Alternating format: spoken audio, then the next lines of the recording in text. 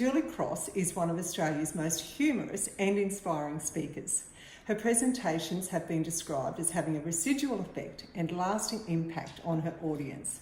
And Julie, I can testify to that because in 2014 I heard you speak and I remember so much of what you said that day, but I remember the tears of sadness hearing your story, but also the absolute belly laughs that you gave us that day. So a lot of your presentations are based on humour. Yeah. So why is humour important? Well, life's a feeling journey, and I think that what you just said there was that what you're saying was that you remembered how I made you feel, and to me that's what we action. That's life's a feeling journey. When we came into this world, the two things we did first was laughed and cried. Before we were figuring things out, we were feeling things out. And so it's a feeling journey, and I think humour is so important for that. I think we've reached a stage at the moment where we've become so politically correct that we're always, wondering, are we saying the right thing? And humour is based on, it's a bit edgy. Humour's a bit edgy. But what's happened is the pendulum swung so far where we've become so politically correct that we don't know anymore whether we should laugh. Are we going to offend somebody if we are laughing? What if I do laugh? And what if, she's not laughing, but I'm laughing? And is she going to think I'm laughing at her? And what if she's offended if I'm laughing? So maybe I just shouldn't laugh. So I just feel like it got a little bit like that. Now, I'm all for political correctness and we had to be more respectful with some of our language. There's no doubt about that. But we also need to give space for humour. Humour is just so important for us. It releases endorphins into our system. We've all been so tired that we've laughed hysterically at something we know is not funny, but we can't stop laughing at it. When we tell somebody we're laughing at it, they're going, it's not freaking funny, I'm just saying. But that's your body saying, I need something right now. Yeah. We laugh, it releases endorphins into our system. We immediately feel lighter, we feel brighter. We will be more energised, and our next conversation after that healthy dose of laughter will be one of our most honest and authentic moments. And as a speaker now, I'm finding that people, when we get booked as speakers for events, they say we want someone that will make our audience laugh. We're craving it in every way, and that's why my new Adults Only show is also the foundation of it is humour, because I want partners to come along again and be laughing together and allowing themselves to have that banter and laughter in their lives. And for our children as well, it's so important that they're invited to laugh. It's necessary. And Julie, it can be sometimes, difficult for people to look at others that are happy all the time and laughing and thinking that, they've never been through anything as tough as what I have been. Yeah. But, for you've been through tougher things than many people. You lost your beloved husband, Flash. You were a single mum to two little boys, one who lives with autism. Yeah, so things haven't been easy for you. So how do you put a smile on your face and get out there into the world and be happy? Well, and I think that having a smile on your face, and there's a saying that says, I don't laugh because I don't have any problems. I laugh despite my problems because we're all going to have them. And so, but that doesn't mean I laughed all the time. That doesn't mean when my husband had a stroke and I woke up and he couldn't walk and I couldn't talk that I was laughing that morning. Yeah. That doesn't mean I was being falsely positive and saying I feel great, because that's like putting a smiley sticker on the empty fuel tank gauge of your car and going, I'm just going to be positive.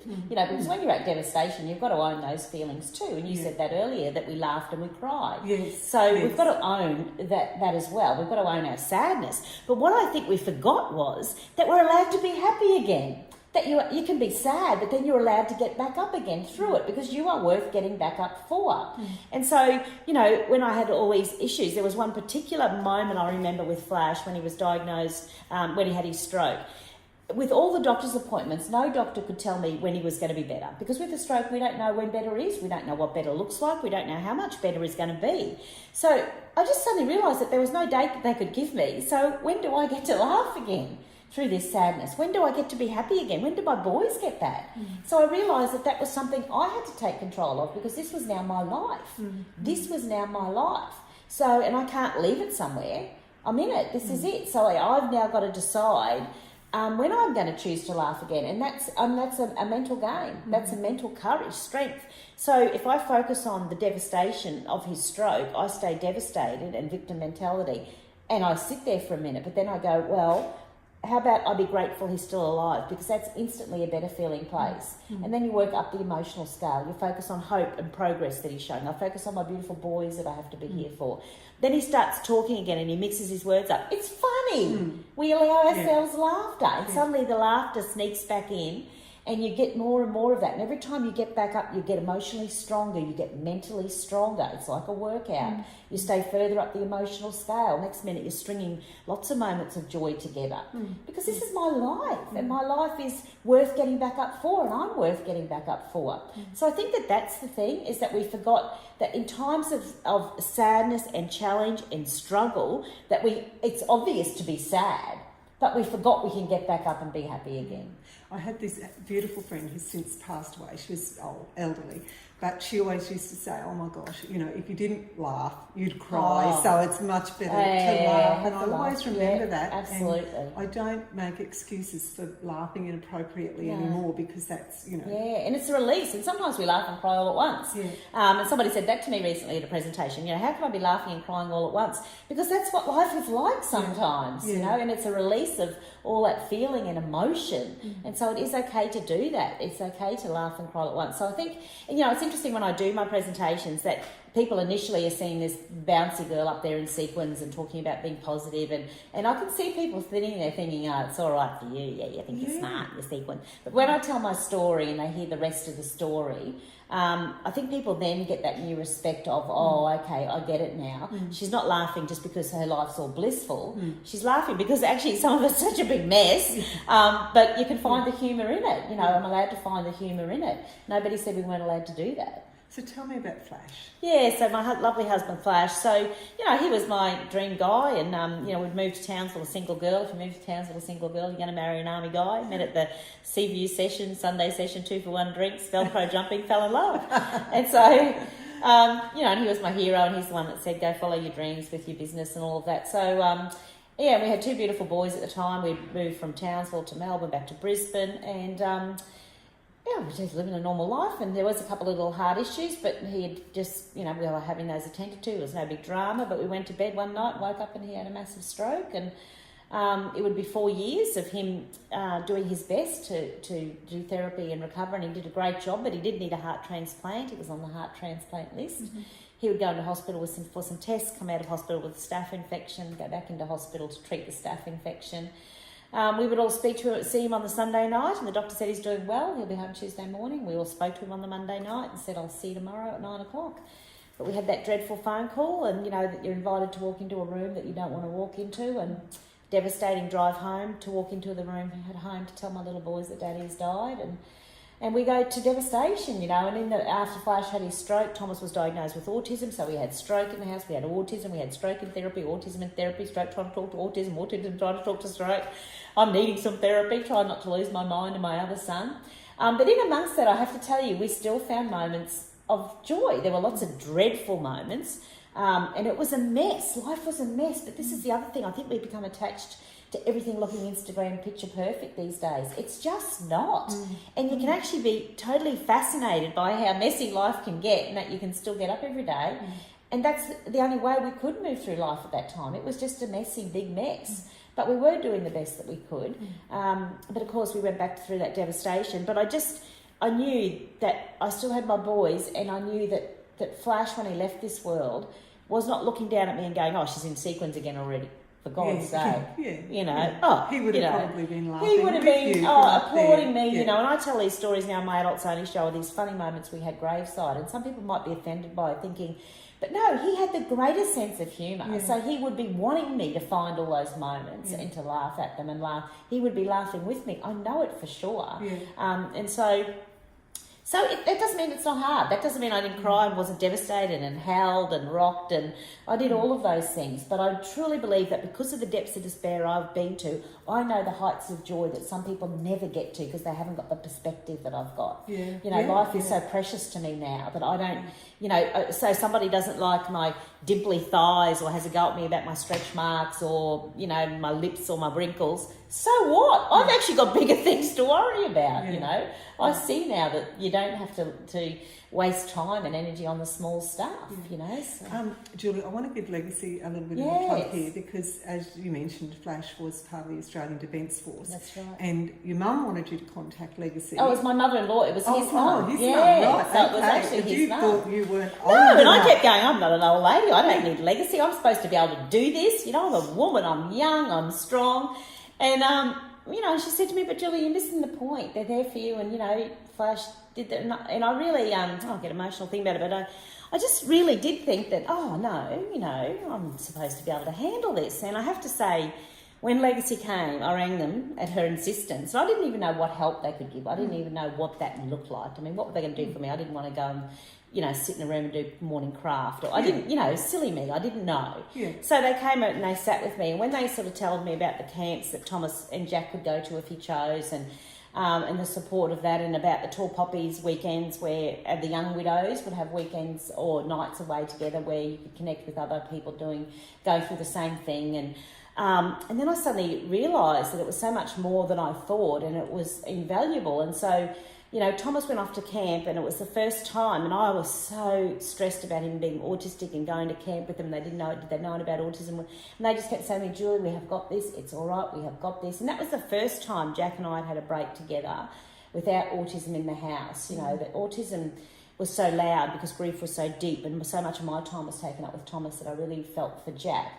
So it was the first time that Jack and I had that space together, and Thomas did great and had a wonderful time, and he made friends, and he's gone to camp, all these years ever since, and he's made all these wonderful friends through it, and the support has just been incredible. And then the sharing with the other women, we had weekends away as well with the families, and which meant that the boys got to spend time with other kids who had also lost their parents, and that's wonderful therapy. And us women and men could all sit around too, and we were all at different stages of grief because we'd all lost our partners at different times, and we were a great support for each other. There's therapy just in that, in just people sharing their stories and knowing you're not alone. They were enormous support. So it was they were wonderful. Yeah. So it's wonderful. Legacy, everybody. Support, wonderful. Yeah. So grateful to anyone that's ever stopped by and put a coin in a legacy jar. So That's so grateful.